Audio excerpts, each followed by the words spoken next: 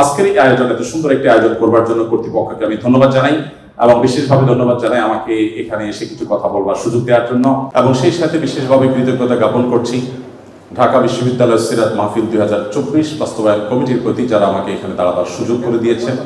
বিশেষভাবে অন্তঃস্থল থেকে কৃতজ্ঞতা জানাচ্ছি ঢাকা বিশ্ববিদ্যালয় কর্তৃপক্ষকে এই চমৎকার আয়োজনটি করবার অনুমতি প্রদান করবার জন্য। কেন প্রিয় নবী সাল্লাল্লাহু আলাইহি সাল্লাম সম্পর্কে আমাদের জানতে হবে।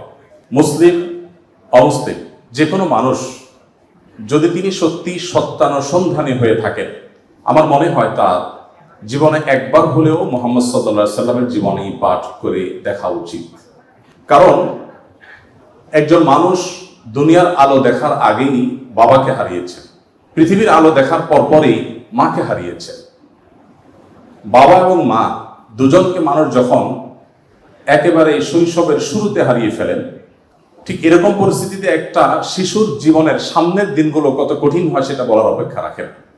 প্রিয় নবী সাল্লাল্লাহু আলাইহি সাল্লামের জীবনে দুঃখ এবং কষ্ট এখানে শেষ হয়নি, বরং শুরু হয়েছে। কৈশোরে যেতে না যেতেই তার সবচেয়ে বড় অবলম্বন, তার সবচেয়ে বড় আশ্রয়দাতা দাদা আব্দুল মুত্তালিবের ছায়াও তিনি হারিয়েছেন। এবং তিনি সামান্য একটু যখন সমাজে মাথা উঁচু করে দাঁড়াচ্ছিলেন, ততক্ষণে তার বহু চ্যালেঞ্জ সামনে চলে এসেছে। আর ঠিক সেই সময়টাতে তাকে ঘর থেকে যিনি সর্বাত্মক সহযোগিতা করছেন, ভেতর থেকে যিনি তাকে অনুপ্রেরণা দিচ্ছিলেন, তার সেই সহধর্মিণী খাদিজা রাদিয়াল্লাহু তাআলা আনহা, আর বাহির থেকে যিনি তাকে আশ্রয় দিচ্ছিলেন, সহযোগিতা করছিলেন, তার একমাত্র অবলম্বন ছিলেন, পায়ের তলের মাটি ছিলেন সেই চাচা আবু তালেব। ঠিক একই সময় আল্লাহ রাব্বুল আলামিন এই দুটি ছায়াকেও তার মাথার উপর থেকে সরিয়ে দিলেন। এরপর শুরু হলো মক্কার চিরচেনা মানুষগুলোর অচেনা আচরণ, তাদের সেই দুঃসহ নির্যাতন, জুলুম, এই সবগুলোকে পাশ কাটিয়ে তিনি আপন মিশনকে বাস্তবায়নের লক্ষ্যে এগিয়ে যেতে লাগলেন। যখন মক্কাতে আর থাকতে পারছিলেন না, আল্লাহর নির্দেশে হিজরত করলেন মদিনায় গিয়ে। সেখানে একটু শান্তিতে বসবাস করবেন সেই সুযোগটাও তাকে দেয়া হয়নি। তাকে সেখানে চাপিয়ে দেওয়া হয়েছে বদর, উহুদ, খন্দক, একের পর এক যুদ্ধ, বিগ্রহ, আগ্রাসন, জুলুম, নিষ্পেষণ। একটি একটি করে বাধা পেরিয়ে তিনি মাত্র মদিনায় হিজরতের পর 10 বছরের মধ্যে গোটা পৃথিবীর মোড় পরিবর্তন করে তার মিশনকে সাকসেসের সর্বোচ্চ শিখরে পৌঁছে তারপর দুনিয়া থেকে চলে গেলেন। একজন মানুষ যার পৃথিবীর আলো দেখার আগে থেকেই বিপদ মাথার উপর ছিল, পৃথিবীতে আসার পর পদে পদে একটা পর একটা পায়ের তলের মাটিগুলো সরে যেতে লাগলো। মৃত্যুর আগ মুহূর্ত পর্যন্ত যার বিরুদ্ধে এত ষড়যন্ত্র, এত বাধা, এত বিপত্তি, এত সংকট, এত কিছুর পরও মাত্র 10 বছরে গোটা পৃথিবীর মোড়কে পরিবর্তন করে পৃথিবীর নতুন ইতিহাস রচনা করে যে মহানায়ক চলে গেলেন, যে মহামানব চলে গেলেন। আপনি অন্য ধর্মাবলম্বী মানুষ হলেও আপনি সত্যানুসন্ধানের দৃষ্টির কারণে শুধুমাত্র এই লোকটি সম্পর্কে আপনার জানা প্রয়োজন। যে মানুষটির সামগ্রিক জীবনে একটি জায়গা পাওয়া যায় না যে জায়গাটি দেখে বলা যায় যে এখানে তিনি একটি ভুল সিদ্ধান্ত গ্রহণ করে সরি বলতে বাধ্য হয়েছে। আপনাদের কারো জানা আছে? তার জীবনে যারাই লিখেছেন তাদের কেউ কিন্তু এরকম কোনো জায়গা বের করতে পারেননি যে 63 বছরের জীবনে 63 সেকেন্ডের জন্য এমন কোনো সিদ্ধান্ত গ্রহণ করেছেন যার জন্য তাকে প্রায়শ্চিত্ত করতে হয়েছে। কে সে মানুষ? কি ছিল তার জীবনীতি? কিভাবে সম্ভব? আমরা তো আমাদের জীবনকে পরিবর্তন করবার জন্য, আমাদের ফ্যামিলির অর্থনৈতিক অবস্থাকে শুধুমাত্র পরিবর্তন করবার জন্য 30-40 বছরের কেরিয়ার অনেক সময় যথেষ্ট হয় না। সেখানে একজন মানুষ একটি পরিবার নয়, একটি দেশ নয়, একটি পৃথিবীর পরিপূর্ণ মোড়কে পরিবর্তন করে পৃথিবীর পুরো যে টার্নিং পয়েন্ট, সেই টার্নিং পয়েন্ট সৃষ্টি করে জাহান্নামমুখী পৃথিবীকে জান্নাতমুখিতার দিকে যিনি নিয়ে এসেছেন মাত্র 10 বছরের প্রচেষ্টায়, শত সহস্র বাধা সত্ত্বেও সে মানুষটিকে, সে সফল মানুষটিকে এত বাধার পাহাড় ডিঙ্গিয়ে কিভাবে তিনি সাফল্যের চূড়ান্ত শিখরে পৌঁছেছেন তাকে জানা বোধ হয় আমাদের বিবেকের দাবি। তাকে জানা বোধ হয় আমাদের নিজেদের প্রয়োজনে, আমাদের সাফল্যের প্রয়োজনে। আল্লাহ তাআলা আমাদের সবাইকে তাকে বারবার তার জীবনীকে পুনর্পাঠ করার তৌফিক দান করুন। দ্বিতীয়ত যে কথাটি আমি বলতে চাই তা হলো, আপনারা অনেকে হয়তো শুনে থাকবেন, ইসলামী বিশ্ববিদ্যালয় কুষ্টিয়ার সাবেক একসময় প্রফেসর ছিলেন, রোড অ্যাক্সিডেন্টে মারা গেছেন ডক্টর খন্দকার আব্দুল্লাহ জাহাঙ্গীর রহমতুল্লাহ আলাইহি অত্যন্ত চমৎকার একটি উপমা দিয়েছিলেন। স্যার বলেছেন যে মোবাইল ফোন যেরকম দুই রকম, একটাকে আমরা সহজে বোঝার জন্য বাটন ফোন বলি, আরেকটা হলো স্মার্টফোন। স্যার বলেছেন যত প্রাণী আল্লাহ তাআলা সৃষ্টি করেছেন, এই সব প্রাণী, মানুষ সহ অন্য সমস্ত প্রাণীকে দুই ভাগে ভাগ করা হয়েছে। মানুষ ছাড়া যত প্রাণী আছে তারা সবাই হলেন বাটন ফোনের মতো। বাটন ফোনে যে ক্যালকুলেটর দেওয়া আছে ওইটাই ফিক্সড, সেখানে অন্য কোনো ক্যালকুলেটর আপনি চাইলেও ঢোকাতে পারবেন না। সেখানে যে প্রোগ্রাম দেওয়া হয়েছে, নতুন কোনো প্রোগ্রাম সেখানে ইনস্টল করার কোনো সুযোগ নেই। কিন্তু একটা স্মার্টফোনে আপনাকে শুধুমাত্র বেসিক বিষয়গুলো দেওয়া থাকে।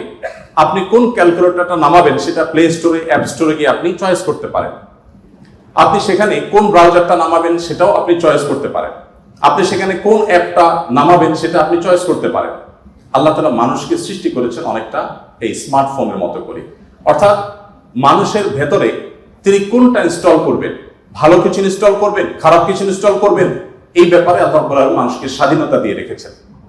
আর মানুষ যেহেতু কাউকে না কাউকে অনুসরণ করে এবং তার ভেতরে যদি কিছু না কিছু ইনস্টল করতেই হয়, এই প্রয়োজনে একজন মানুষ মুহাম্মদ সাল্লাল্লাহু আলাইহি সাল্লামকে পাঠ করা, তাকে জানা তার জীবনে গুরুত্বপূর্ণ।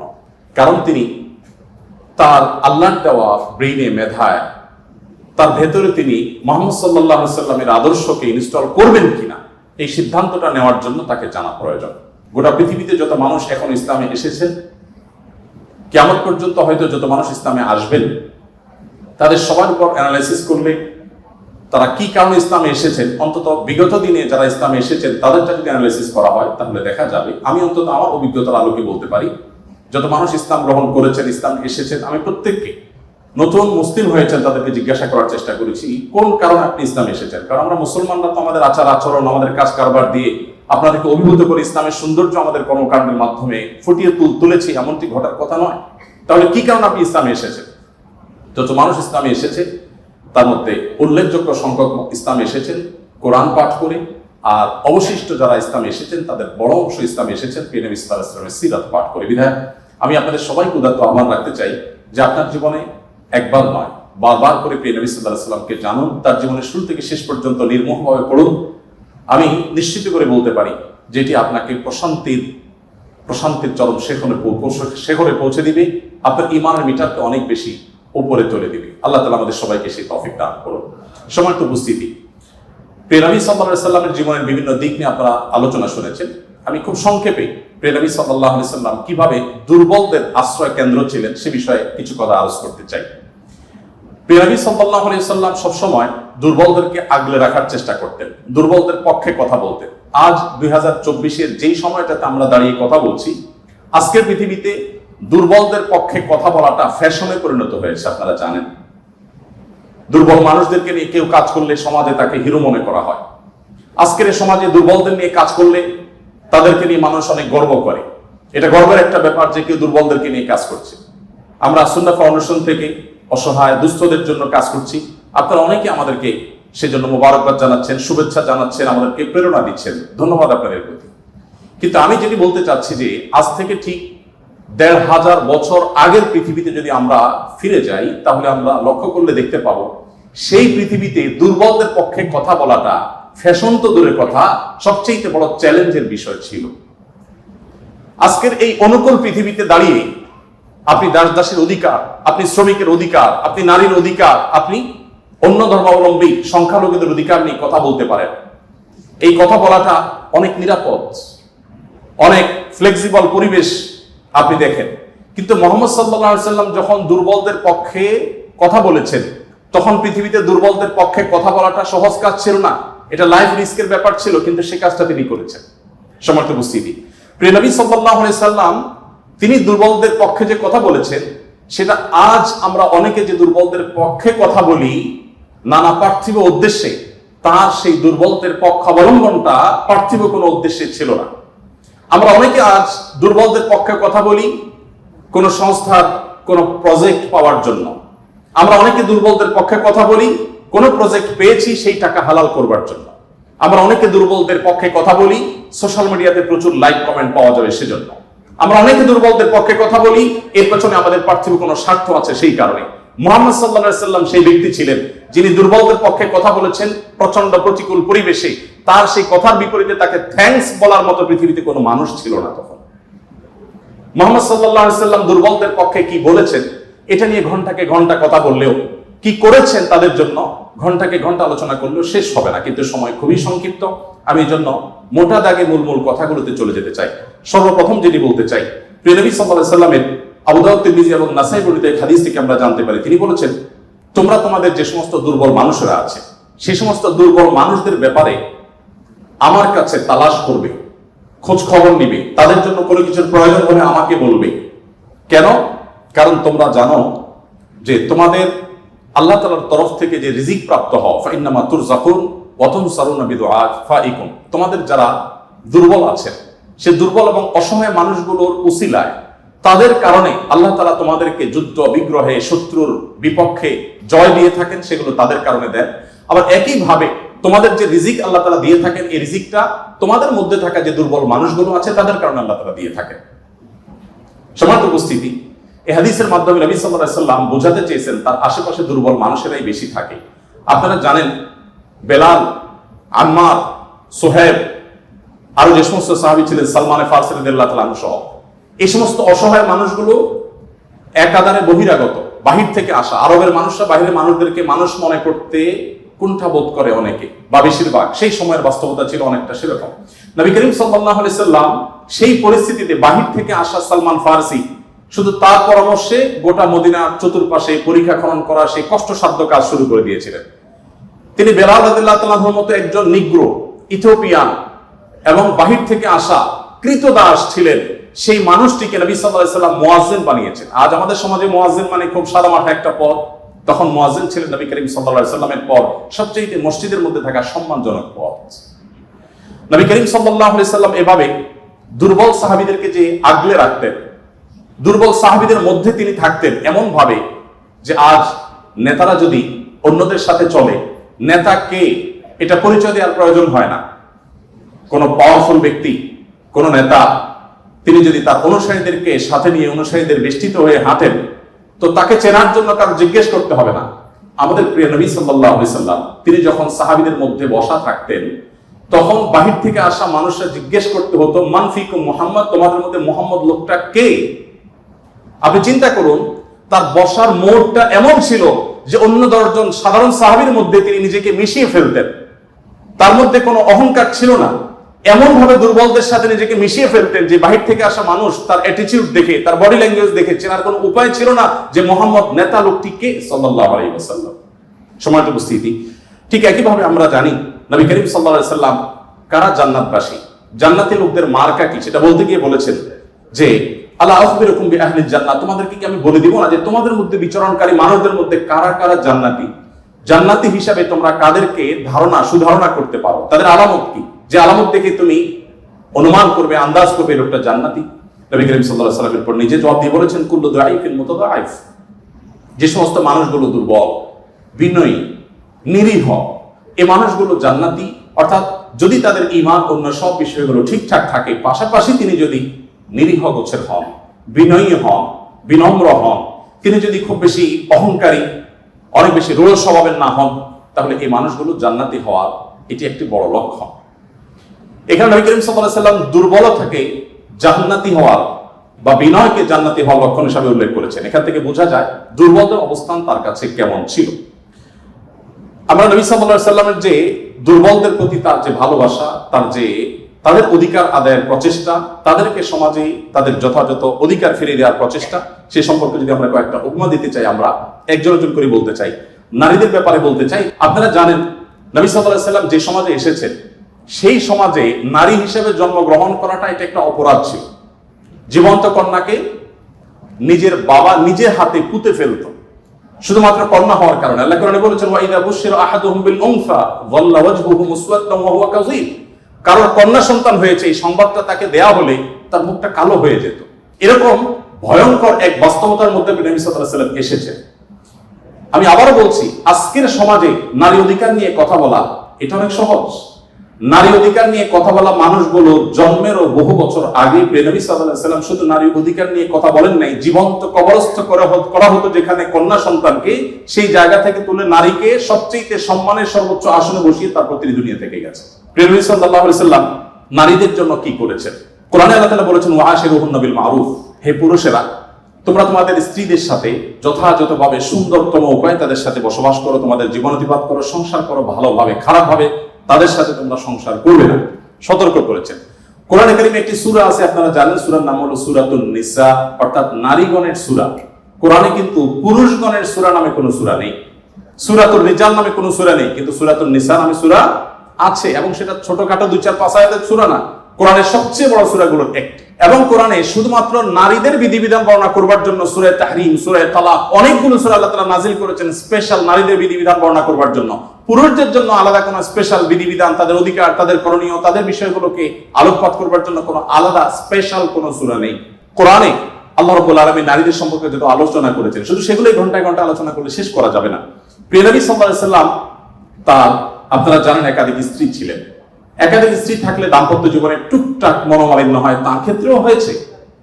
তিনি কখনো কোন নারীর গায়ে আঘাত করেননি, কোন নারীকে কখনো প্রহার করেননি, তার জীবনে একটি বারের জন্য সেই ঘটনা ঘটেনি। আপনারা অনেকে হয়তো শুনে থাকবেন, উহুদের যুদ্ধে প্রিয় নবী সাল্লাল্লাহু আলাইহি ওয়াসাল্লামের তরবারি একজন সাহাবীকে দেওয়া হয়েছে। তিনি দূর থেকে লক্ষ্য করলেন একজন নারী খুব বিভৎস একটি দৃশ্যের অবতারণা করেছে, তার নাম ছিল হিন্দা, আপনারা জানেন। তিনি নবী করিম সাল্লাল্লাহু আলাইহি ওয়াসাল্লামের প্রিয় চাচা লাশ কেটে কলিজা বের করে চাবাচ্ছে, এরকম নির্মম এবং পাশবিক অত্যন্ত ভয়ঙ্কর একটি চিত্র ওই সাহাবী দেখতে পেয়ে নবী সাল্লাল্লাহু আলাইহি ওয়াসাল্লামের তরবারি তার হাতে, তিনি দৌড়ে দূর থেকে আফসা আফসা দেখছেন, কাছাকাছি গেলেন, কাছাকাছি গিয়ে দেখতে পেলেন, দূর থেকে তিনি বুঝতে পারেন না যে ইনি ভদ্রলোক না ভদ্র মহিলা। খুব কাছে এসে দেখলেন যে তিনি একজন নারী। তিনি তখন বলেছেন পরবর্তীতে যে আমি তরবারিটা তুলেছিলাম যে তার শিরকে আমি তার ধড় থেকে, দেহ থেকে আলাদা করে দিব, কিন্তু তৎক্ষণাৎ আমার মনে হলো এই তরবারিটা তো সেই মানুষটা যে মানুষ কোনোদিন কোনো নারীর গায়ে আঘাত করেন নাই। আমি যত কঠিন দৃশ্যই দেখি না কেন, আমি নবী সাল্লাল্লাহু আলাইহি ওয়াসাল্লামের তরবারি দিয়ে কোনো নারীকে আঘাত করতে পারি না। তিনি সেই অবস্থাতে এরকম ভয়ঙ্কর একটি দৃশ্য দেখার পরও নবী করিম সাল্লাল্লাহু আলাইহি ওয়াসাল্লামের জীবন চরিত্রের মধ্যে তিনি নারীদেরকে যেভাবে সম্মান দিতেন, মর্যাদা দিতেন, শুধুমাত্র সেই বিষয়টিকে স্মরণ করে তরবারিকে খাপে ঢুকিয়ে তিনি সেখান থেকে ফিরে এলেন। প্রিয় নবী সাল্লাল্লাহু আলাইহি ওয়াসাল্লাম তিনি যুদ্ধের ময়দানে কয়েক শ্রেণী মানুষকে কোনোভাবেই যেন হত্যা না করা হয় তার জন্য আগে থেকে বলে রেখেছেন, এবং যুদ্ধের আগে যোদ্ধাদেরকে, মুজাহিদদেরকে বলে রাখতেন, খবরদার রণাঙ্গনের শত্রুপক্ষের অন্য সব মানুষকে আঘাত করলো, নারীদেরকে আঘাত করবে না। আপনারা এই জন্য সাহাবীদের মধ্যে পুরুষ সাহাবীদের শহীদ হওয়ার অনেক লম্বা ফিরিস্তি বা লিস্ট আপনারা দেখতে পান, মহিলা সাহাবীদের লিস্ট খুব বেশি একটা দেখা যায় না। যদিও পুরুষদের আল্লাহর জন্য জীবন উৎসর্গ করার এই পথের সর্বপ্রথম পথ নির্দেশ করেছেন যিনি, অবাক করা বিষয় হলো তিনি একজন নারী, সুমাইয়া রাদিয়াল্লাহু তাআলা আনহা। প্রিয় ভাইরা আমার, নবী করিম সাল্লাল্লাহু আলাইহি ওয়াসাল্লাম তার জীবনের একেবারে শেষের দিকের বক্তব্যগুলোর, ভাষণগুলোর একটি ছিল ইস্তাউসু বিন নিসাই খায়রা, তোমরা নারীদের ব্যাপারে আমার কাছ থেকে ভালো ওসিয়ত গ্রহণ করো, অর্থাৎ আমি তোমাদেরকে ওসিয়ত করছি, আমি জীবনের শেষ মুহূর্তে, অন্তিম মুহূর্তে তোমাদেরকে উপদেশ দিচ্ছি, নারীদের বেলায়, মহিলাদের ব্যাপারে তোমরা ভালো আচরণ করবে, এটি আমার কাছ থেকে শুনে রাখো। নবী করিম সাল্লাল্লাহু আলাইহি ওয়াসাল্লাম তিনি তিনটি জিনিসকে খুব বেশি ভালোবাসতেন, তিনটি জিনিস তার কাছে খুব বেশি প্রিয় ছিল, আপনারা অনেকে হাদিসটি জানেন।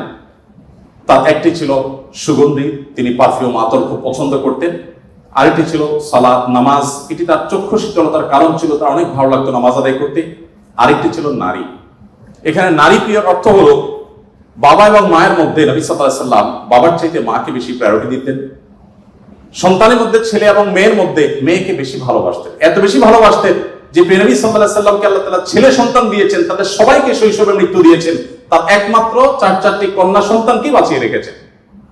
দিন শেষে তিনি কন্যাদের বাবা হয়ে বেঁচে ছিলেন, ছেলেদের বাবা হয়ে বেঁচে ছিলেন না। ঠিক একই ভাবে নবী সাল্লাল্লাহু আলাইহি ওয়াসাল্লামের আরেকটা হাদিস সহিহ মুসলিমে বর্ণিত হয়েছে, আমরা জানি নবী সাল্লাল্লাহু আলাইহি ওয়াসাল্লাম বলেছেন, কেউ যদি তার 2টি কন্যা সন্তানকে প্রাপ্তবয়স্ক হওয়া পর্যন্ত সুন্দর আচরণ করে, যথাযথভাবে লালন পালন করে, কোনো প্রকার বৈষম্য না করে, অবিচার না করে, তাদের প্রতি সদাচরণ করে, তো কিয়ামতের ময়দানে নবী সাল্লাল্লাহু আলাইহি ওয়াসাল্লাম বলেছেন সেই লোক শুধু জান্নাতে যাবে না, কিয়ামতের দিন আল্লাহ নবী সাল্লাল্লাহু আলাইহি ওয়াসাল্লাম বলেছেন, আনা ওয়া হুয়া কাহাতাইন, সে এই দুটি আঙ্গুল যেরকম পাশাপাশি অবস্থান করছে জান্নাতে আমার ঠিক কাছাকাছি এইভাবে অবস্থান করবে দুটি কন্যা সন্তানকে যথাযথভাবে পালন করবার কারণে।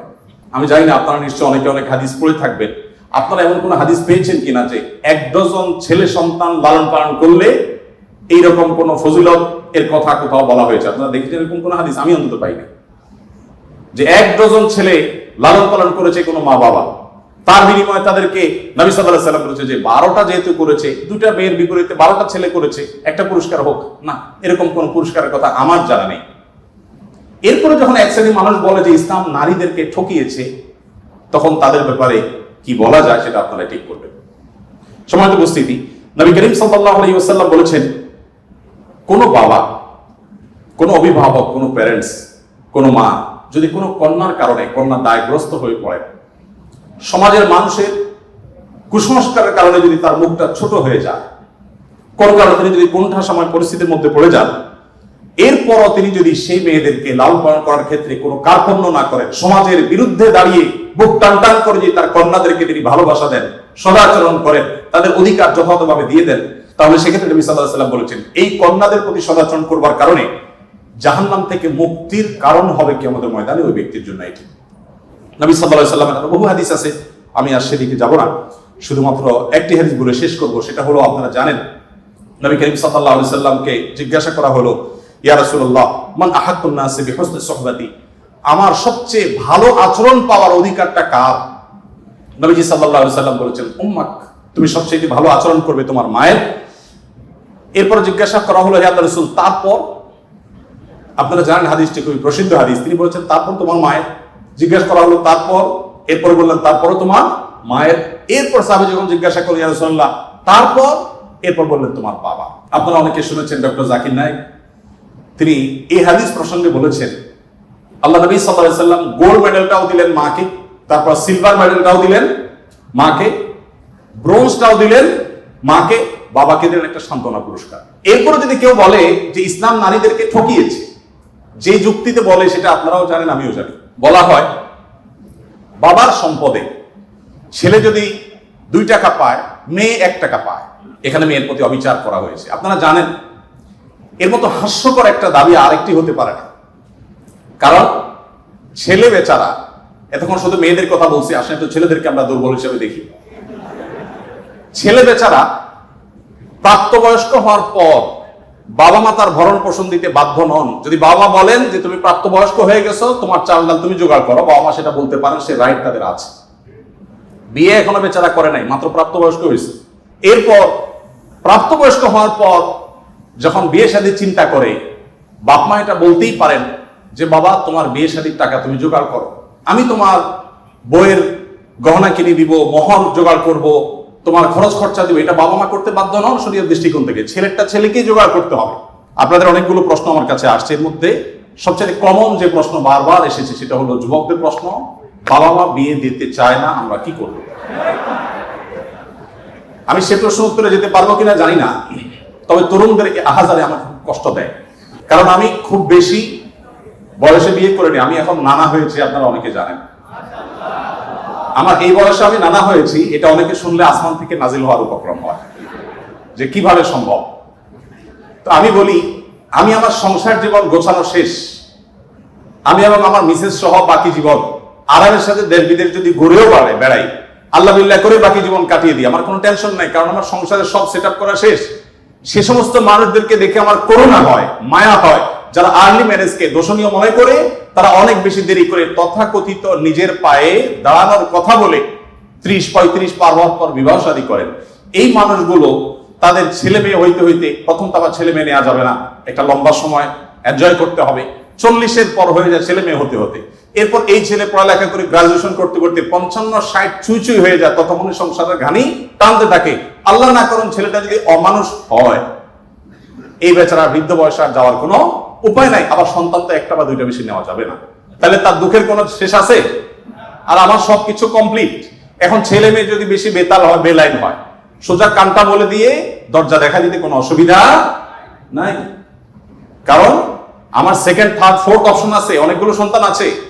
আর দ্বিতীয়ত আমার বয়সে এখনো অনেকখানি বাকি আছে। যাই হোক, আমি সেদিকে যাচ্ছি না। আমি যেটা বলছিলাম সেটা হলো ছেলেদের এই বেচারাদের যে অসহায়ত্ব, এটার কথা কেউ বলে না। দেখেন, আমিও নারীদের ওয়াজি করে গেলাম।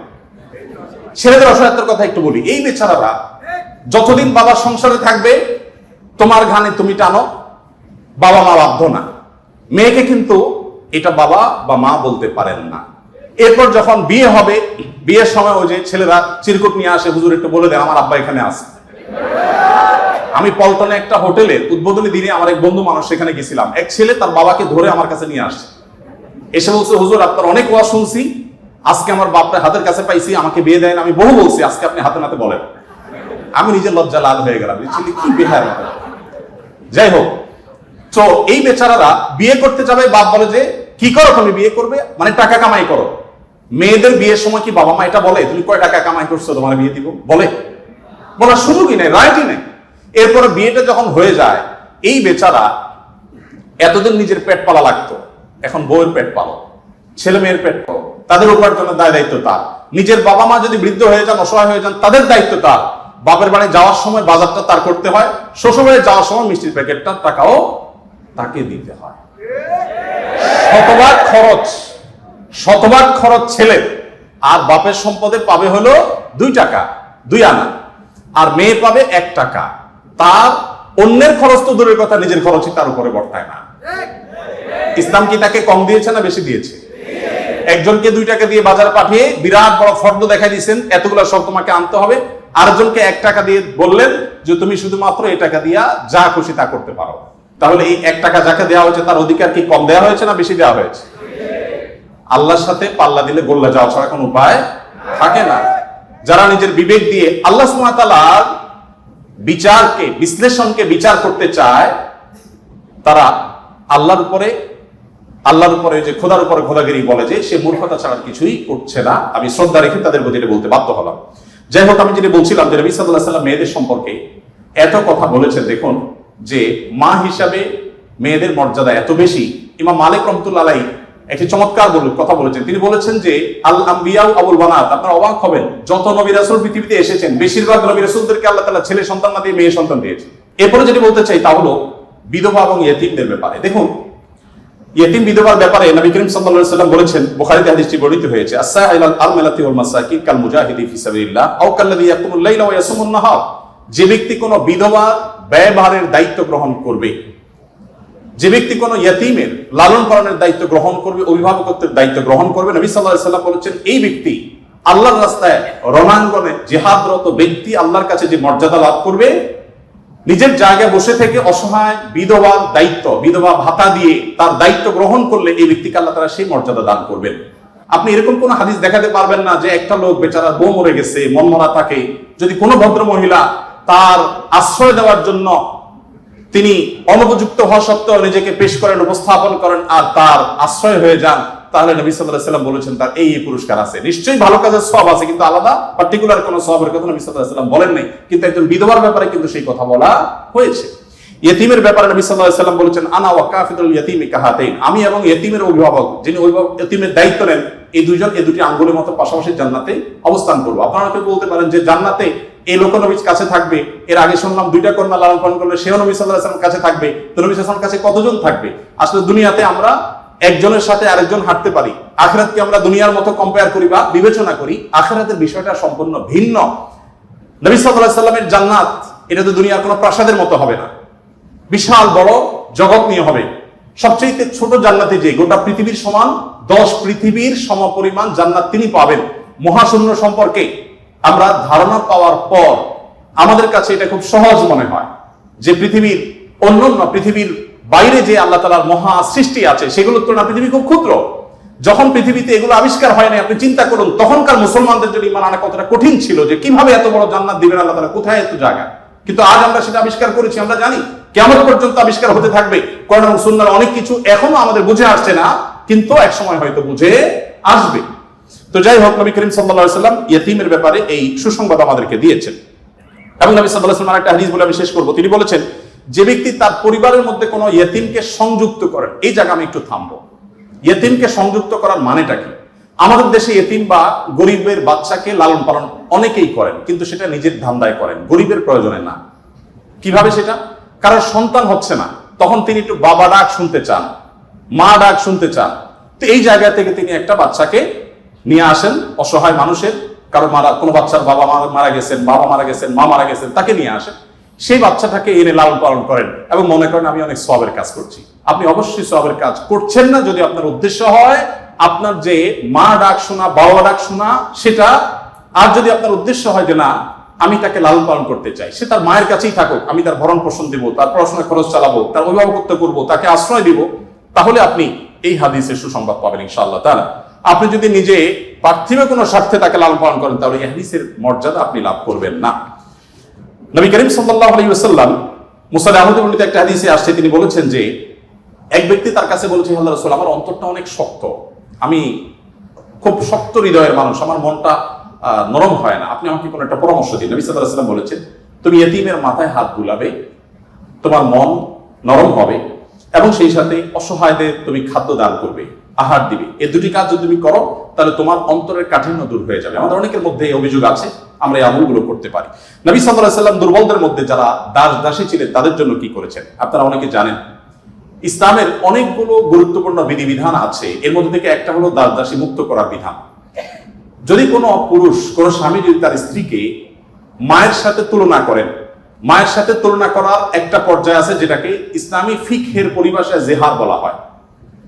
রাগে বসে এরকম অনেকে করে থাকেন যে আমার মা যেরকম হারাম তুমি এরকম হারাম, তালাকের মতোই অনেকটা। এই টাইপের কথা যদি কেউ বলেন তার প্রায়শ্চিত্ত হলো তাকে একটি দাস মুক্ত করতে হবে। কেউ যদি ইচ্ছাকৃতভাবে রোজা ভঙ্গ করেন তাহলে তার প্রায়শ্চিত্ত হলো তাকে একটি দাস মুক্ত করতে হবে। কেউ যদি শপথ করে শপথ রক্ষা না করেন, ভঙ্গ করেন, তাহলে তাকে দাস মুক্ত করতে হবে। কেউ যদি কোনো মানুষকে হত্যা করেন, ভুলে হত্যা করেন, তার প্রায়শ্চিত্তগুলোর মধ্যে থেকে একটা হলো তাকে দাস মুক্ত করতে হবে। এভাবে ইসলাম অনেকগুলো ভুলের প্রায়শ্চিত্ত হিসাবে অন্য কোনো অপশনের চাইতে দাস মুক্তিকে প্রায়োরিটি দিয়েছে, গুরুত্ব দিয়েছেন। নবী সাল্লাল্লাহু আলাইহি ওয়াসাল্লাম বারবার বলেছেন, কারণ তিনি চাইতেন মানুষ দাস না থাকুক, মানুষ মুক্ত হয়ে যাক। নবী সাল্লাল্লাহু আলাইহি ওয়াসাল্লাম আজকের পৃথিবীর মতো ফ্যাক্টরি রেভলিউশনের পর মানুষের মুক্তির জন্য বা দাস প্রথার বিরুদ্ধে তিনি কথা বলেছেন এমন না। আমি আগেই বলেছি, আজ পৃথিবীতে বহু দুর্বলদের পক্ষে কথা বলা মানুষ পাবেন, তার সবগুলোই বেশিরভাগই দেখবেন স্বার্থের কারণে। আমরা নিজেরাও দুর্বলদের সহযোগিতা করি। এই যে বন্যা গেল, অনেকেই বন্যার সময় ত্রাণ নিয়ে গেছেন জাস্ট একটা ছবির জন্য, অনেকে ত্রাণ নিয়ে গেছেন, কষ্ট করেছেন, শুধু তার একটা লাইক দরকার, কিছু লাইক দরকার, কিছু কমেন্ট দরকার, কিছু বাহবা দরকার। তো নবী সাল্লাল্লাহু আলাইহি ওয়াসাল্লাম দাস দাসীদের মুক্তির জন্য কথা বলেছেন সেই সমাজে যখন দাস দাসী ছিল। আজকের যুগে বিএমডব্লিউ মালিক হলে যেরকম গর্বের, দাস দাসী থাকা সেরকম গর্বের। এরকম মূল্যবান অ্যাসেট কোনো বিনিময় ছাড়া মুক্ত করে দেওয়ার জন্য নবী সাল্লাল্লাহু আলাইহি ওয়াসাল্লাম উৎসাহিত করতেন। শুধু তাই নয়, আপনারা জানেন যে নবী করিম সাল্লাল্লাহু আলাইহি ওয়াসাল্লাম বলেছেন, কোন দাসকে যদি কেউ মুক্ত করে তাহলে ওই দাসের প্রতিটি অঙ্গকে মুক্ত করার বিনিময়ে যে ব্যক্তি এই কাজটি করলেন, আল্লাহ তাআলা ওই ব্যক্তিকে তার ওই অঙ্গকে জাহান্নাম থেকে মুক্তির পরওয়ানা দান করবেন। নবী সাল্লাল্লাহু আলাইহি ওয়াসাল্লাম আরেকটি হাদিস আছে, তিনি বলেছেন জীবনের শেষ কথা। নবী সাল্লাল্লাহু আলাইহি ওয়াসাল্লামের জীবনের শেষ কথা কি আমরা জানি, অনেকে জানি, আসসালাতু আসসালাত ওয়া মা মালাকাত আইমানুকুম। অর্থাৎ নবী করিম সাল্লাল্লাহু আলাইহি ওয়াসাল্লামের জীবনের শেষ কথা ছিল তোমরা নামাজের ব্যাপারে দায়িত্বশীল থাকবে, নামাজের ব্যাপারে দায়িত্বশীল থাকবে এবং তোমাদের দাস দাসীদের ব্যাপারে দায়িত্বশীল আচরণ করবে। এটা ছিল তার জীবনের শেষ কথা। একটা মানুষের কাছে দাস দাসীদের অধিকার কত গুরুত্বপূর্ণ হলে, অধীনস্থ মানুষগুলোর অধিকার কত গুরুত্বপূর্ণ হলে জীবনের শেষ কথা এটা বলে চলে যান যে তোমরা তাদের ব্যাপারে খবরদার সদাচরণ করবে, তাদের প্রতি কোনো জুলুম অবিচার করবে না। আপনারা অনেকে আবু মাসউদ আনসারী রাদিয়াল্লাহু তাআলা আনহুর নাম শুনেছেন। আবু মাসউদ আনসারী রাদিয়াল্লাহু তাআলা আনহু তার একজন দাসকে প্রহার করছিলেন, অধীনস্থকে, কাজের লোককে প্রহার করছিলেন। নবী সাল্লাল্লাহু আলাইহি ওয়াসাল্লাম পেছন থেকে বললেন, এ আবু মাসউদ, সাবধান, শুনে রাখো আবু মাসউদ, লাল্লাহু আকদার আলাইকা মিনকা আলাই, তুমি এই দাসের প্রতি যতটা পাওয়ার রাখো, হোল্ড করো, আল্লাহ তাআলা তোমার উপর তার চেয়ে বেশি পাওয়ার হোল্ড করেন, মাইন্ড ইট। এই কথা শোনার পর আবু মাসউদ আনসারী রাদিয়াল্লাহু তাআলা আনহু সেই দাসকে মুক্ত করলেন। বলে, ইয়া রাসূলুল্লাহ, আমি তাকে মুক্ত করে দিলেন। তখন নবী সাল্লাল্লাহু আলাইহি ওয়াসাল্লাম বলেছেন, যদি তুমি আজ তাকে মুক্ত না করতে, জাহান্নাম তোমাকে স্পর্শ করতো। আব্দুল্লাহ ইবনে ওমর রাদিয়াল্লাহু তাআলা আনহু বলেছেন, আমি নবী করিম সাল্লাল্লাহু আলাইহি ওয়াসাল্লামকে বলতে শুনেছি, যে ব্যক্তি কোনো দাসের প্রতি জুলুম করবে, তাকে অন্যায়ভাবে প্রহার করবে, তার কাজের লোককে, অধীনস্থ লোককে, তার প্রায়শ্চিত্ত হলো সে অধীনস্থ লোকটাকে সে মুক্ত করে দিতে হবে, দাস মুক্ত করে দিতে হবে, যেটা সহজ কোনো ব্যাপার ছিল না তখন। বুখারীর একটি বিশ্ববিখ্যাত হাদিস, স্বর্ণের অক্ষরে যেটা টানিয়ে রাখা দরকার আমাদের বাসা বাড়িতে। নবী সাল্লাল্লাহু আলাইহি ওয়াসাল্লাম বলেছেন, ইখওয়ানুকুম খাওয়ালুকুম, তোমাদের ভাই ব্রাদার যারা, তারাই তোমাদের অধীনস্থ কাজের মানুষ। এই মানুষগুলো সম্পর্কে নবী সাল্লাল্লাহু আলাইহি ওয়াসাল্লাম বলেছেন, জাআলাহুল্লাহু তাহতা আইদিকুম, তাদেরকে আল্লাহ তাআলা তোমাদের অধীনস্থ করে দিয়েছেন। এর মধ্যে ইঙ্গিত রয়েছে আল্লাহ চাইলে তোমাকে তার অধীনে করে দিতে পারতেন। অতএব ফামান কানা আখুহু তাহতা ইয়াদি, যে ব্যক্তি তার ভাই তার অধীনে থাকবে, অর্থাৎ কোনো দাস, কোনো দাসী, অথবা যে কোনো কাজের মানুষ, এখানে দাস দাসী কথা বলা হয়নি, যে কোনো কাজের লোক, অধীনস্থ মানুষ যদি কারোর অধীনে থাকে, ফালইউতআইনহু মিম্মা ইয়াকুল, তাহলে সে যা খায় একই কোয়ালিটির খাবার যেন তাকে অফার করে, এবং সে যা পোশাক পরে একই কোয়ালিটির পোশাক যেন তাকে পরায়। একটু থামতে চাই এখানে। আপনি একটু কল্পনা করুন, এমন একজন মানুষের, যিনি অনেক পয়সার মালিক, অনেক বড় পদ হোল্ড করেন, তিনি তার ড্রাইভার তার জন্য যখন পোশাক কিনছিলেন, একই সময় তার নিজের পোশাকও কিনছিলেন। একই পোশাক যেটা তার জন্য কিনেছেন, সেম পোশাক ড্রাইভারের সাইজ অনুযায়ী, একই কোয়ালিটির, একই কালারের, একই জিনিস ড্রাইভারের জন্য কিনেছেন। এই দৃশ্যটা কি কল্পনা করা যায়? আজকের বাস্তবতা এটা কি খুব সহজ বিষয় মনে হয়? আমরা তো অনেকে অধীনস্থ মানুষদের পাশে বসে খাবো এটাকেই দোষী বিষয় মনে করি। আমরা কিন্তু নিজেদেরকে সভ্য মানে দাবি করি। আজকের পৃথিবীর মানুষের সভ্যতা যেখানে গিয়ে ঠেকবে, নবী সাল্লাল্লাহু আলাইহি ওয়াসাল্লাম তিনি এবং তার সাহাবা ইকরাম পৃথিবীকে যেই জায়গায় রেখে গেছেন সভ্যতার, সেখানে পর্যন্ত আজকের পৃথিবীর সভ্যতার সর্বোচ্চ শিখরে গিয়ে পৌঁছতে পারবে। নবী করিম সাল্লাল্লাহু আলাইহি ওয়াসাল্লাম তিনি তাকে একবার জিজ্ঞাসা করা হলো যে, হে আল্লাহর রাসূল, আমাদের যে কাজের লোক আছে, খাদেম আছে, এই লোকগুলো যত ভুল করে কয়বার মাফ করা যায়? আপনি একটু বলেন। মানে একটা সীমা আছে তো, কতবার মাফ করা যায়? নবী করিম সাল্লাল্লাহু আলাইহি ওয়াসাল্লাম চুপ থাকলেন। লোকটা আবার একই কথা বললেন, নবী সাল্লাল্লাহু আলাইহি ওয়াসাল্লাম চুপ থাকলেন। তিনি আবার যখন বললেন, নবী করিম সাল্লাল্লাহু আলাইহি ওয়াসাল্লাম বলেছেন, দিনে 70 বার মাফ করবা। এর মানে হলো তুমি নিজেকে নিয়ন্ত্রণহীন করবে না। এই বিষয়ে অবশ্য ওয়াজ করা অনেক সহজ, আমল করা অনেক কঠিন। আল্লাহ তাআলা আমাদেরকে আমলের তৌফিক দান করুন।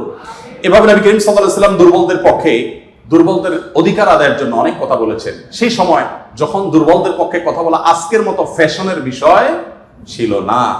আজ যারা অধিকারের কথা বলে, তাদের জন্মেরও হাজারো বছর আগে প্রিয় নবী সাল্লাল্লাহু আলাইহি ওয়াসাল্লাম এই মানুষগুলোর অধিকার আদায় করে উন্নতির চরম শিখরে রেখে গেছেন। পৃথিবী আবার তাদেরকে অবনমন করেছে, আর সেজন্য আমাদেরকে কথা বলতে হচ্ছে। সম্মানিত উপস্থিতি, নবী করিম সাল্লাল্লাহু আলাইহি ওয়াসাল্লাম তিনি অন্য ধর্মাবলম্বীদের অধিকার নিয়ে যত কথা বলেছেন, অনেক লম্বা কথা বলতে হবে, আমার হাতে একেবারে সময় নেই। আমি শুধু এটুকু বলবো, আল্লাহ তাআলা কোরআনে কারিমে বলেছেন, লা ইয়ানহাকুমুল্লাহু আনিল লাযিনা লাম ইউকাতিলুকুম ফিদ-দীন ওয়া লাম ইখরিজুকুম মিন দিয়ারিকুম আন তাবাররুহুম ওয়া তুকসিতু ইলাইহিম ইন্নাল্লাহা ইউহিব্বুল মুকসিতিন। যে সমস্ত অন্য ধর্মাবলম্বীরা তোমাদেরকে তোমাদের দেশ থেকে বের করে দেয়নি, তোমাদের উপর কোনো যুদ্ধ চাপিয়ে দেয়নি, অর্থাৎ শান্তিপূর্ণ সহাবস্থান করছে, তাদের প্রতি সদাচরণ করতে তোমাদের আল্লাহ তোমাদেরকে নিষিদ্ধ করেনি না, বরং আল্লাহ তাআলা সদাচরণকারী, ন্যায়নিষ্ঠ আচরণকারীকে ভালোবাসেন। তার মানে সংখ্যালঘুদের প্রতি, অন্য ধর্মাবলম্বীদের প্রতি কোন মুসলিম যদি সদাচরণ করে, এই লোক আল্লাহর ভালোবাসা পাবে। বাংলাদেশে মানুষ ধর্মপ্রাণ, এদেশে ওলামা ইকরাম দায়িত্বশীল।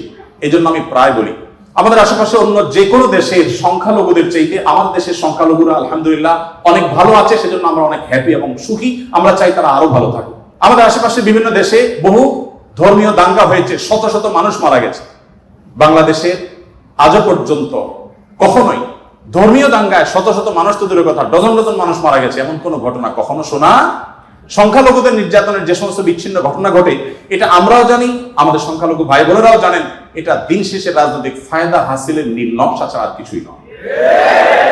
বাংলাদেশের সবচেয়ে বড় ধর্মীয় শিক্ষা প্রতিষ্ঠান হাটহাজারী মাদ্রাসা ঠিক কোল ঘেঁষে একটা মন্দির, আমি সেই মাদ্রাসার ছাত্র। এত প্রাচীন এই মন্দির এবং মাদ্রাসাও প্রাচীন, শতবর্ষী মাদ্রাসা এবং প্রাচীন মন্দির।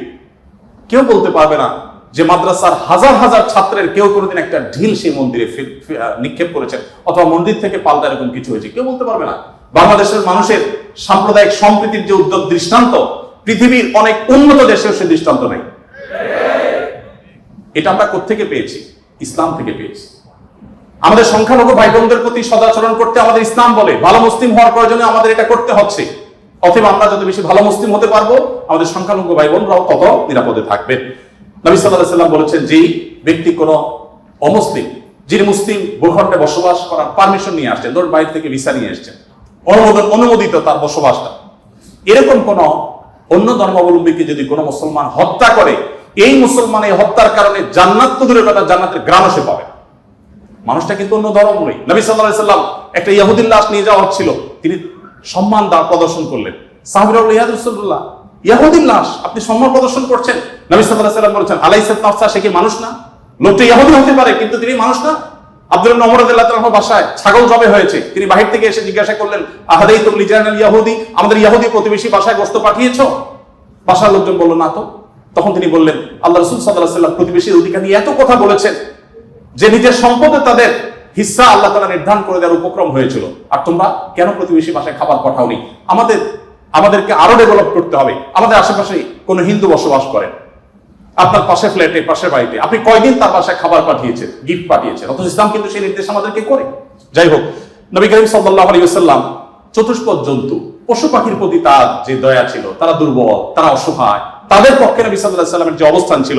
একবার আপনারা জানেন বিখ্যাত হাদিস, নবী সাল্লাল্লাহু আলাইহি ওয়াসাল্লাম বলেছেন যে অনেক আগের একটি ঘটনা, এক লোক তিনি যাচ্ছিলেন কোথাও পানি পান করার জন্য, কোন একটা কুয়াতে তিনি নেমেছেন, উঠে দেখতে পেলেন একটি কুকুর পিপাসায় সেরকম ফুসফুস করছে।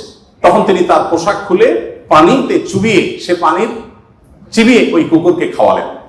এই হাদিসটি দুই রকম আছে, একজন পুরুষের ক্ষেত্রে আছে, তিনি তার পায়ের মোজা খুলেছেন, একজন নারীর কথা আছে, তিনি তার ওড়না খুলে এই কাজটি করেছেন। ওই নারী ব্যভিচারিণী হওয়া সত্ত্বেও আল্লাহ তাআলা একটি প্রাণীর প্রতি এই ভালোবাসা, এই সম্প্রীতি দেখাবার জন্য তাকে মাফ এবং নাজাত দিয়ে দিয়েছেন। নবী সাল্লাল্লাহু আলাইহি ওয়াসাল্লাম বলেছেন যে এর বিপরীতে একজন নারী, আপনারা সেটাও শুনেছেন অনেকেই, যে একটি ইবাদত গুজার একজন নারী একটি বিড়ালকে বেঁধে রেখেছিলেন এবং সে বিড়ালকে বেঁধে রাখতে রাখতে এক পর্যায়ে না খেয়ে বিড়ালটি মারা গেছে, তাকে খাদ্য দেননি। শুধুমাত্র এই কারণে তিনি ইবাদত গুজার হওয়া সত্ত্বেও আল্লাহ তাআলা ওই নারীকে জাহান্নামী হিসেবে ঘোষণা করেছেন, শুধুমাত্র একটা প্রাণীর জীবনের প্রতি এই হেয়ালিপনা করার জন্য। এখন প্রাণী তো দূরের কথা, মানুষের জীবন আমরা শেষ করে ফেলছি নির্দয় ভাবে। নবী করিম সাল্লাল্লাহু আলাইহি ওয়াসাল্লামের আরো হাদিস আমরা জানি, একটা পাখির দুটি বাচ্চাকে কেউ একজন ধরে নিয়ে গেলেন। নবী আলাইহিস সালাম যখন দেখলেন এই কাজটি কেউ করেছে, তখন বললেন যে কে কাজটি করেছো? তখন নবী করিম সাল্লাল্লাহু আলাইহি ওয়াসাল্লাম তাকে ডেকে বললেন, যাও, এই যে পাখি, মা পাখিটা সে ছটফট করছে আমি দেখতে পাচ্ছি, এই বাচ্চাগুলোকে সেখানে রেখে আসো, এটা তোমার জন্য জায়েজ নেই। মা পাখির বাচ্চাগুলোকে তুমি ছিনিয়ে আনবে জাস্ট তোমার বিনোদনের জন্য। তখন নবী করিম সাল্লাল্লাহু আলাইহি সাল্লাম ওই নির্দেশ সাহাবীকে করেছেন এবং ভর্ৎসনা করেছেন এই কাজটি করবার জন্য।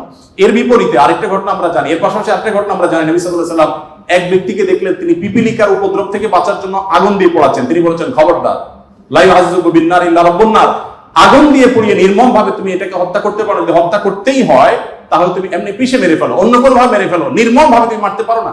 আমাদের অনেকে দেখবেন যে ওই যে এক ধরনের আঠা পাওয়া যায় ইঁদুর মারা, সে আঠা দিয়ে ইঁদুর মারার চেষ্টা করেন, নির্মম ভাবে মৃত্যু, হত্যা করা বা নিধন করা, এটা জায়েজ নেই। সে আপনাকে উপদ্রব করে, আপনি হত্যা করতে পারেন, কিন্তু নির্মম ভাবে হত্যা করবা বা হত্যাকে আপনি এনজয় করবেন, এই অধিকার আপনাকে ইসলাম দেয়নি। নবী করিম সাল্লাল্লাহু আলাইহি ওয়াসাল্লাম তার সাহাবী আব্দুল্লাহ ইবনে সাঈদ ইবনে জুবাইর বলেছেন যে সাহাবী আব্দুল্লাহ ইবনে ওমর রাদিয়াল্লাহু তাআলা আনহু একবার যাচ্ছিলেন, দেখলেন যে কুরাইশের কিছু যুবক কিছু পাখিকে বেঁধে রেখে তীর নিক্ষেপ করছিলেন হাত সই করার জন্য, এবং ওই পাখিগুলোর যে মালিক তাকে বলেছেন যেটা লাগবে না মিস হবে, ওই তীরটা তোমার, বিনিময়ে তুমি তীর পেয়ে যাবে, আর লাগলে তো পাখি মারা যাবে। এটা জাস্ট মজা করছিল তারা। দেখেন আল্লাহ নবী সাল্লাল্লাহু আলাইহি ওয়াসাল্লামের সাহাবী আব্দুল্লাহ ইবনে ওমর যখন এসেছেন, জাস্ট তাকে দেখেছে, দেখার সাথে সাথে দৌড়ে পালিয়ে গেছে তারা, ওই যুবকরা, কারণ জানেন যে নবী সাল্লাল্লাহু আলাইহি ওয়াসাল্লামের সাহাবী কোন প্রাণীর প্রতি নির্মমতাকে সহ্য করবেন না, চলে গেছে তারা। তখন এবার আব্দুল্লাহ ইবনে ওমর রাদিয়াল্লাহু তাআলা আনহু বলেছেন, আল্লাহ লানত এবং অভিশাপ নাজিল হয় ওই মানুষগুলোর প্রতি যারা কোনো প্রাণীকে এরকম বিনোদনের জন্য জাস্ট তীর মেরে, গুলি মেরে বিভিন্ন ভাবে লক্ষ্যবস্তু তাদেরকে বানায়। নবী করিম সাল্লাল্লাহু আলাইহি ওয়াসাল্লামের জীবনের বহু ঘটনা আছে, আমরা বলে শেষ করতে পারবো না, আমি একেবারে শেষের দিকে চলে আসছি। একবার নবী করিম সাল্লাল্লাহু আলাইহি ওয়াসাল্লাম একটি ওট দেখতে পেলেন, খুব ক্ষীণকায়, জীর্ণশীর্ণ, দুর্বল, এবং তার চোখে পানি। নবী সাল্লাল্লাহু আলাইহি ওয়াসাল্লাম তার শরীরের উপরে খুব আলতো করে হাত বুলিয়ে দিলেন। তখন সেই ওটের আচরণ দেখে বর্ণনাকারী সাহাবী বলছেন, মনে হচ্ছিল সে অনেকটা প্রশান্ত অনুভব করেছে। তখন তিনি ওটের মালিককে ডেকে বললেন যে এই ওটকে তুমি কেন ভালো করে খাবার দাবার দাও না, তার ব্যাপারে তুমি আল্লাহকে কেন ভয় করো? নবী সাল্লাল্লাহু আলাইহি ওয়াসাল্লাম তাকে সতর্ক করলেন। ঠিক একই ভাবে নবী সাল্লাল্লাহু আলাইহি ওয়াসাল্লাম ঐতিহাসিক একটি হাদিস সহিহ মুসলিমে তিনি বলেছেন, ইন্নাল্লাহা কাতাবাল ইহসানা আলা কুল্লি শাই ফাইদা কাতালতুম ফাহসিনুল কিতলা ওয়া ইযা যাবাহতুম ফাহসিনুজ যিবহা। যদি কেউ কোন প্রাণীকে জবাই করতে হয়, জবাই করে খেতে হয়, আল্লাহ তার জন্য হালাল করেছেন, সেও যেন নির্মম ভাবে জবাই না করে। এই জন্য ছুরি যেন ভালো করে ধার দিয়ে নেয়, যাতে করে পশুর প্রতি নির্মমতা করতে করতে ধীরে ধীরে তাকে যেন হত্যা করতে না হয়। এমনকি কোনো মানুষকে যদি মৃত্যুদণ্ড দিতে হয়, তাকেও যেন নির্মম ভাবে হত্যা না করা হয়। প্রয়োজনে তাকে যদি মৃত্যুদণ্ড দিতে হয়, এমনকি রণাঙ্গনে যদি শত্রুপক্ষ হয়, নির্মম ভাবে তার অঙ্গ প্রত্যঙ্গ কেটে টুকরা টুকরা করবেন, এই নির্মমতা করার অনুমতি ইসলাম আপনাকে দেয়নি। আপনাকে মানুষ হতে বলেছে ইসলাম। নবী সাল্লাল্লাহু আলাইহি ওয়াসাল্লাম এক ব্যক্তিকে দেখলেন যে তিনি তার কোন একটা পশু জবাই করার জন্য শুয়েছেন, শুয়ে তারপরে সেই পশু ছুরি ধার দিচ্ছেন। একদিক থেকে শুয়েছেন, হয়তো পা দিয়ে পাড়া দিয়ে ধরে রেখেছেন, আর অপর দিক থেকে হাত দিয়ে তিনি ছুরি ধার দিচ্ছিলেন। নবী সাল্লাল্লাহু আলাইহি ওয়াসাল্লাম বলেছেন যে আতুরিদু আন তুমিতাহা মাউতা, তুমি কি চাও এই প্রাণীটাকে কয়েকবার হত্যা করতে? কেন তুমি আগে ছুরি ধার দিয়ে আনো নাই? নবী করিম সাল্লাল্লাহু আলাইহি সাল্লাম একটি গাধার পাশ দিয়ে যাচ্ছিলেন, দেখতে পেলেন যে গাধাটার উপরে কেউ ছেক দিয়েছে, কোন লোহাটো হাতে দাগ দিয়ে ছেক দিয়েছে, ক্ষত বিক্ষত হয়েছে। নবী সাল্লাল্লাহু আলাইহি সাল্লাম বলেছেন লাআনাল্লাহু আল্লাযী ওয়াসামা, যে ব্যক্তি গাধাটাকে ছেক দিয়েছে, আল্লাহর লানত, আল্লাহর রহমত থেকে সে বঞ্চিত হয়ে অভিশাপ তার উপরে নাজিল হবে। নবী করিম সাল্লাল্লাহু আলাইহি সাল্লাম এক ব্যক্তিকে দেখলেন যে তিনি বলছেন, হে আল্লাহর রাসূল, আমি যখন ছাগল জবাই করি তখন আমি যাতে অপ্রয়োজনে কষ্ট দিতে না হয়, নির্মমতা করতে না হয়, সেদিকটা খেয়াল করে। নবী সাল্লাল্লাহু আলাইহি সাল্লাম বলেছেন রাহিমাকুল্লাহ, তুমি যদি ছাগলের প্রতি দয়া পরবশ হও, আল্লাহ তাআলা তোমার প্রতি দয়া পরবশ হবেন। ভাইরা আমার, এমনকি তৃণলতা গাছপালা এগুলো প্রয়োজন ছাড়া যদি কেউ কাটে, নবী সাল্লাল্লাহু আলাইহি সাল্লাম বলেছেন ওই ব্যক্তির মাথায় আল্লাহ তাআলা জাহান্নামের আগুন নিক্ষেপ করেন। প্রয়োজন ছাড়া যদি বৃক্ষ নিধন করে কেউ, আমি যদি সারাদিন সারারাত বলি, হয়তো নবী সাল্লাল্লাহু আলাইহি সাল্লাম দুর্বলদের অধিকার আদায়ের জন্য কি করেছেন, শুধু কথা বলেননি, কি করেছেন সেগুলো বলে হয়তো শেষ করা যাবে না। আজকে যে জায়গায় আমি দাঁড়িয়ে কথা বলছি, এই বিশ্ববিদ্যালয় সহ বহু বিশ্ববিদ্যালয়, বিশেষ করে পাবলিক বিশ্ববিদ্যালয়গুলো, যেগুলো মেধাবীদের, দেশের সবচেয়ে বড় বড় ভালো মেধাবীদের সবচেয়ে বড় বিচরণ ক্ষেত্র, এই জায়গা থেকে আমাদের আনন্দের ওখানে অনেক ইতিহাস যেমন রচিত হয়েছে, দুই একটি দুঃখের এবং বেদনার ঘটনা এখানে ঘটতো। তার মধ্যে থেকে একটি হলো র্যাগিং এর ঘটনা। নতুন একজন শিক্ষার্থী, যেখানে পুরাতন শিক্ষার্থী বা বড় ভাইদের কাছে, সিনিয়রদের কাছে স্নেহ ভালোবাসা পাওয়ার কথা, র্যাগিং এর নামে তাকে অপমানিত করা, অপদস্থ করা, তাকে হ্যারাসমেন্ট করা, তাকে অপমান অপদস্থ করে পশুর মতো বুনো আনন্দে মেতে ওঠা, এটা আমাদের দেশের অনেক শিক্ষা প্রতিষ্ঠানের একটি অঘোষিত কালচারে পরিণত হয়েছিল। আমরা আশা করব এই পশুত্ব, এই নির্মমতা, এটা আমাদের দেশে আর কোনো শিক্ষা প্রতিষ্ঠানে কোনোদিন ফিরে আসবে না। আমরা সবাই যদি দায়িত্বশীল হই, আমরা সবাই যদি মানুষ হই, ভালো মুসলমান হতে হলে ভালো মানুষ আমাদেরকে হতে হবে। আমরা যদি ভালো মানুষ হই, তাহলে আমাদের দ্বারা এরকম ঘটনা কখনো ঘটতে পারে না। একজন মানুষের কষ্ট কারণ আনন্দের কারণ হতে পারে না। নবী করিম সাল্লাল্লাহু আলাইহি সাল্লাম বলেছেন, যে ব্যক্তি কোনো ছোটদের প্রতি স্নেহ করে না, ভালোবাসে না, সে আমার উম্মত না। ছোট এবং জুনিয়রদের প্রতি যদি স্নেহ মমতা না থাকে, ভালোবাসা না থাকে, সে আর যা হোক নবী করিম সাল্লাল্লাহু আলাইহি সাল্লামের উম্মত হিসাবে পরিচিতি পাবে না। অতএব র্যাগিং এর এই অপসংস্কৃতিকে ঝেঁটিয়ে শিক্ষা প্রতিষ্ঠানগুলো থেকে বিদায় করতে হবে আপনাদেরকে। সবাই রাজি আছেন তো ইনশাআল্লাহ? আল্লাহ তাআলা আমাদের সবাইকে সেই তৌফিক দান করুন। আজকের এই আয়োজন, এত সুন্দর একটি আয়োজন করবার জন্য কর্তৃপক্ষকে আমি ধন্যবাদ জানাই, এবং বিশেষভাবে ধন্যবাদ জানাই আমাকে এখানে এসে কিছু কথা বলবার সুযোগ দেওয়ার জন্য। আমার কথার মধ্যে যদি সঠিক কিছু বলে থাকে আল্লাহর তরফ থেকে, ভুল কিছু বলে থাকলে সেটি আমার তরফ থেকে, শয়তানের তরফ থেকে। আল্লাহ তাআলা আমাদের সবাইকে নবী করিম সাল্লাল্লাহু আলাইহি ওয়াসাল্লামের রঙে রঙিন হওয়ার তৌফিক দান করুন, তার আদর্শ হওয়ার তৌফিক দান করুন। জাযাকুমুল্লাহু খাইরা। আসসালামু আলাইকুম ওয়া রাহমাতুল্লাহি ওয়া বারাকাতুহু।